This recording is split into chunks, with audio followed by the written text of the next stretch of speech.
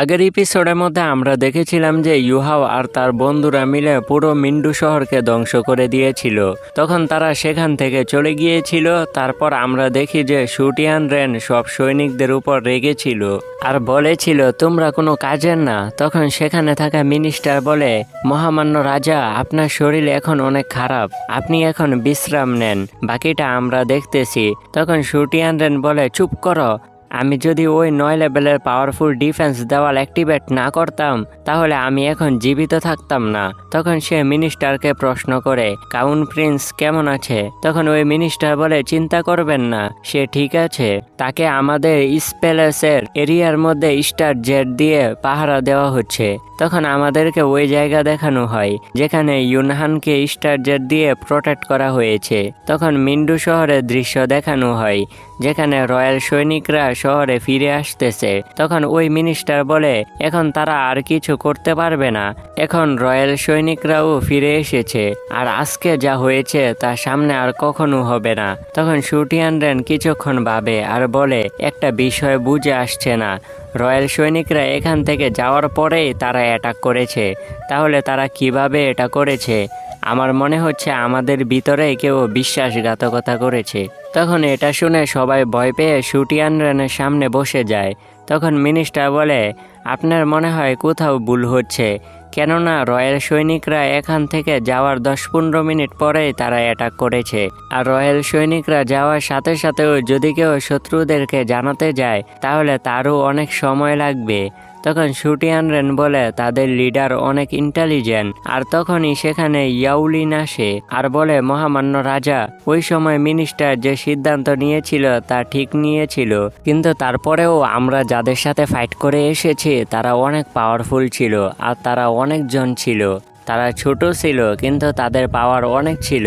আর আমি যার সাথে ফাইট করে এসেছি সে কতটা পাওয়ারফুল ছিল তা বলাও অসম্ভব, কেননা সে আর তার সোল টুল এতটাই পাওয়ারফুল ছিল যে এত অ্যাটাক করার পরেও তাকে দুর্বল করা সম্ভব হয়নি। তখন ওই মিনিস্টার বলে, তারা এখানে নিশ্চয়ই কোনো না কোনো কারণে অ্যাটাক করেছে, কেননা তারা এসে শুধু অ্যাটাক করে চলে যাবে এটা তো হতে পারে না। তখন ইয়াউলিন বলে, এটা বাদ দাও, আগে তারা কোথা থেকে এসেছে তা দেখতে হবে।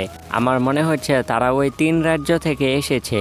তারা 3 রাজ্য মিলে একটা স্পেশাল টিম বানিয়ে এখানে পাঠিয়েছে। এটা শুনে শুটিয়ান রেন চিন্তা করতে থাকে। আর তখনই সেখানে একটা আওয়াজ আসে আর বলে, এটা হবে না কখনো। তখনই সেখানে ডেড গড ডৌলো ইয়াসি শুয়ে আসে, আর সেখানে দৃশ্য তখন গরম হয়ে যায়। তখন শুটিয়ান রেন বলে, এটা বলার উদ্দেশ্য কি? তখন ইয়াসি শুই বলে, তোমরা মনে হয় ভুলে গিয়েছ, এই 3 রাজ্য ছাড়াও আরো একটা ছোট জায়গা আছে যেখানে পাওয়ারফুল লোকেরা আছে। তখন শুটিয়ান রেন ভাবে আর রেগে বলে, সেরাক একাডেমি। তখন ইয়াসি শুই বলে, তুমি মনে হয় ভুলে গিয়েছ, সেখানে এমন একজন আছে যে অনেক ইন্টেলিজেন্ট আর পাওয়ারফুল, আর তার বুদ্ধির কাছে সবাই হার মানে। তখন শুটিয়ান রেন রেগে বলে, ও এটা তাহলে সে হুয়া ইউহাও। তখন ইয়াউলিন বলে, কি হুয়া ইউহাও কে ছিল?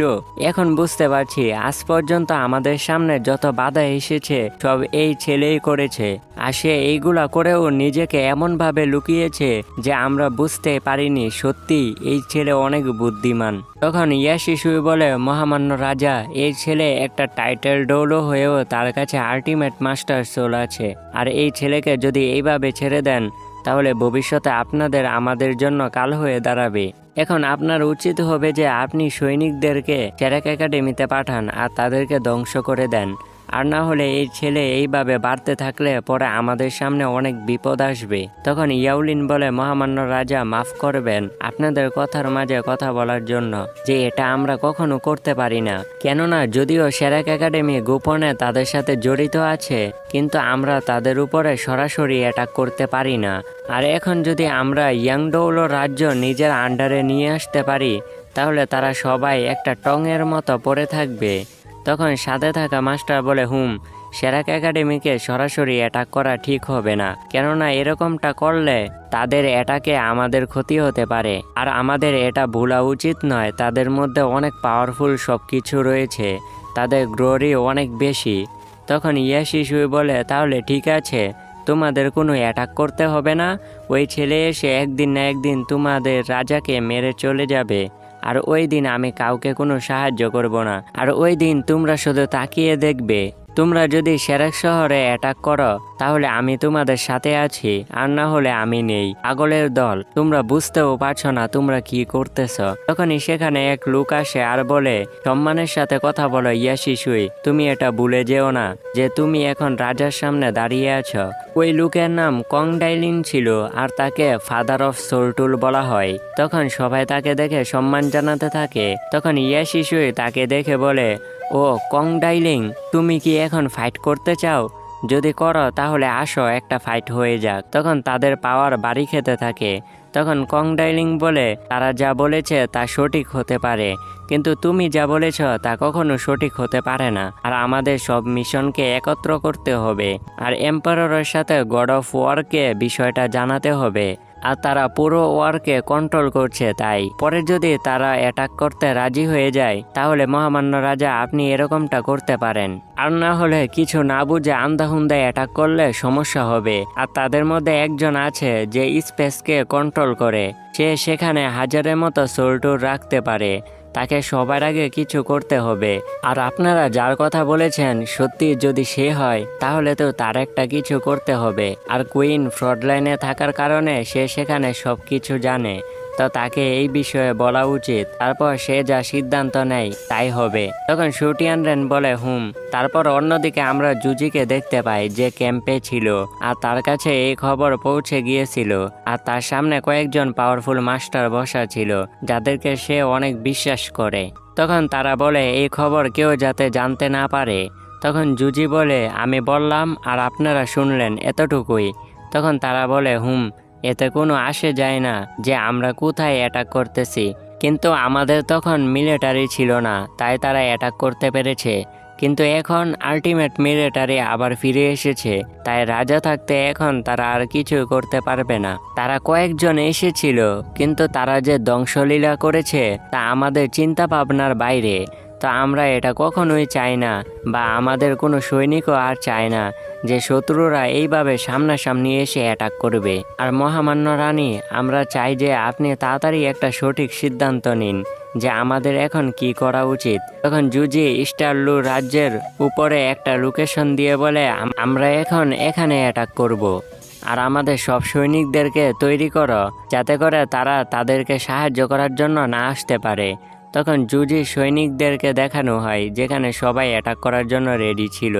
তখন জুজি বলে, আমাদের এত পাওয়ারফুল সৈনিক দেখে হোয়াইট টাইগার ডিউকের অবস্থা খারাপ হয়ে যাবে, আর তাদেরকে সেরাক একাডেমিও বাইরে থেকে সাহায্য করতে পারবে না। তখন জুজি সেখানে থাকা মাস্টারদেরকে বলে, এখানে যা প্ল্যান হয়েছে তা যাতে কেউ জানতে না পারে। তখন সবাই সম্মতি দিয়ে সেখান থেকে যেতে থাকে। তখন জুজি মনে মনে বলে, শুটিয়ানরেন অনেক বুদ্ধিমান, সে আমাকে ফ্রডলাইনে ব্যবহার করতে চাচ্ছে, আর আমার এরকমটা মনে হচ্ছে আমার সব সিদ্ধান্ত সঠিক যাচ্ছে। তারপর অন্যদিকে আমরা ইউহাও আর তাঙ্গুটংকে দেখতে পাই, তারা ব্রুসিলভা গাছ রাজাকে খোঁজার জন্য এখানে এসেছে। তখন ইউহাও বলে, ওই ফুলের কথা অনুযায়ী ব্রুসিলভা গাছ রাজা আশেপাশে থাকার কথা। তখনই তাদের উপরে ব্রুসিলভা গাছ দিয়ে অ্যাটাক হয়, আর তারা ওই অ্যাটাক থেকে বাঁচতে থাকে। তখন ইউহাও একটা গোল্ডেন কালার পাওয়ার অ্যাক্টিভেট করে আর ওই ব্রুসিলভা গাছকে শান্ত করে ফেলে। তখন ইউহাও খুশি হয়ে বলে, সিনিয়র, আপনি সামনে আসছেন না কেন? আমরা আপনাকে কিছু করব না। তখনই সেখানে ধোঁয়া সরে যায় আর আমরা একটা বড় গাছ দেখতে পাই, আর ওই গাছই ছিল ব্রুসিলভা গাছের রাজা। তখন ওই বড় গাছ বলে, তোমরা এখানে কেন এসেছ? তখন ইউহাও বলে, সিনিয়র, আসলে আমার এক বন্ধু আছে যার স্পিরিচুয়াল ব্রুসিলভা গাছ, কিন্তু তাকে কিছু এবেল মাস্টার মিলে তার লাইফ পাওয়ার রিস্কে ফেলে দিয়েছে, তাই তাকে আমরা কোনোভাবে ঠিক করতে পারছি না। এখন আপনিই পারেন তাকে ঠিক করতে। তখন ব্রুসিলভা গাছের রাজা বলে, তুমি এতটা পাওয়ারফুল যে তুমি চাইলে আমাকে উঠিয়ে ফেলতে পারো বা মেরে ফেলতে পারো, কিন্তু তারপরেও তোমরা আমার কাছে পারমিশন কেন নিচ্ছ? তখন ইউহাও বলে, সিনিয়র, আসলে আমি স্পিরিচুয়াল আর স্পিরিট রিং এর ফাউন্ডার, আর এর জন্যই আমি যে ডাইনসুল প্রাণী আছে গাছপালা তাদেরকে আমি স্পিরিট রিং বানিয়ে সারা জীবন বাঁচার জন্য সুযোগ করে দেই। এটা বলে সে প্রমাণ হিসাবে স্টার আইস ফুলকে বের করে আর বলে, যতক্ষণ পর্যন্ত মরণের বা সেলফ ডিস্ট্রাকশনের কথা না আসবে ততক্ষণ পর্যন্ত আমি কিছু করি না। এই জন্য প্লিজ সিনিয়র, আপনি আমাদেরকে সাহায্য করেন। তখন ওই গাছ বলে, তোমার কাছে প্রথমে শুকরিয়া আদায় করতেছি যে তুমি গাছপালা পশু পাখির ব্যাপারে এতটা ভাবো, কিন্তু আমি ব্রুসিলভা গাছ রাজা হওয়ার কারণে আমার রাজ্যে কোনো ব্রুসিলভা গাছ ব্যক্তির কিছু হতে দিব না। কিন্তু এখন আমাকে মাফ করে দাও, আমার এরকম কিছু আছে যার কারণে আমি পারবো না। তখন ইউহাও তার লাইফ পাওয়ার দেখে যে তার লাইফ পাওয়ার এত কম রয়েছে যে যার কারণে সে কাউকে সাহায্য করতে পারবে না। তখন ইউহাও বলে, আমি জানি আপনি সাহায্য করতে চান, কিন্তু আপনার লাইফ পাওয়ার কম হওয়ার কারণে না করতেছেন, আর আপনার বয়স 1,90,000 বছর হয়ে গিয়েছে। আর 10 বছর পরে আপনি হেভেনলি টার্গুরেশন ফেস করবেন, যেখানে আপনি টিকে যেতে পারেন। আর আপনি এখন আপনার শেষ সময়ে একটা সাকসেসর খুঁজতেছেন, ঠিক না? তখন ওই গাছ বলে, আজ থেকে 10,000 বছর পূর্বে আমাদের যে রাজা ছিল সে হঠাৎ করে সাদা ধোঁয়ায় মিলিয়ে যায়, আর এর কারণে আমি রয়্যাল ব্লাডলাইন হওয়ার কারণে ওই সাকসেসর আমি হয়ে গিয়েছিলাম, কিন্তু আমার যে পাওয়ার আছে তা লিমিটেড হয়ে গিয়েছে, যার কারণে সামনে আসা 10,000 বছর আমি কাউকে কোনো সাহায্য করতে পারবো না। আর এরই সাথে আমি সামনে আসা টার্গুরেশনও পাশ করতে পারবো না। তারপর আমরা অন্যদিকে জুজিকে দেখতে পাই যে সবাইকে বলছিল আমরা 10 দিন বিশ্রাম করব, যার কারণে আমাদের সব কিছু বেড়ে যাবে। তারপর আমরা তাদের উপরে অ্যাটাক করব। আর তখন সে 1 থেকে 5 পর্যন্ত 5টা গ্রুপকে দায়িত্ব দেয় আর বলে, তোমরা সেরেক শহরের কাছাকাছি গিয়ে ক্যাম্প বানাবে, আর আমাদের যে সাপোর্টিং ফরমেশন আছে তাকে তোমরা সাহায্য করবে। আর এরই সাথে ইভিলাই ট্রাইডেন্টের নতুন কমান্ডার শিয়া চ্যাং শুয়ান আর সোল ইঞ্জিনিয়ারিং গ্রুপের নতুন কমান্ডার লিয়াও ম্যাংলাই তাদের দুইজনকে আদেশ করে তারা দুইজন পুরো পাওয়ারের সাথে সামনে যাবে, আর সেখানে গিয়ে ক্যাম্প বানাবে, আর সেখানে সোলটুলকে এস্টাবলিশ করবে। আর এরই সাথে সেখানে গিয়ে তোমরা সাথে সাথে সেরেক শহরের উপরে অ্যাটাক করবে। এটা শুনে কি বলবো, সবাই অনেক আশ্চর্য হয়ে যায়। তারপর জুজি স্টারলুর রাজ্যকে ধ্বংস করে করে তাদের থেকে লুট করে করে সামনে যেতে থাকে। অন্যদিকে সেখানের এক মাস্টার যখন এটা দেখে তখন অবাক হয়ে যায়। এখন ইউহাও কি করবে? ইউহাও কি ব্রুসিলভা গাছ রাজাকে রাজি করাতে পারবে, নাকি সে গিয়ে আগে জুজি সৈনিকদেরকে থামাবে? আর সেরেক একাডেমির কি হবে? তারা কি তাদেরকে আটকাতে পারবে? তা আমরা সামনের পার্টে জানতে পারবো। আর এই এপিসোড এখানেই শেষ হয়ে যায়। তো ভিডিওটি ভালো লাগলে লাইক এবং সাবস্ক্রাইব করতে ভুলবেন না। Thanks for watching.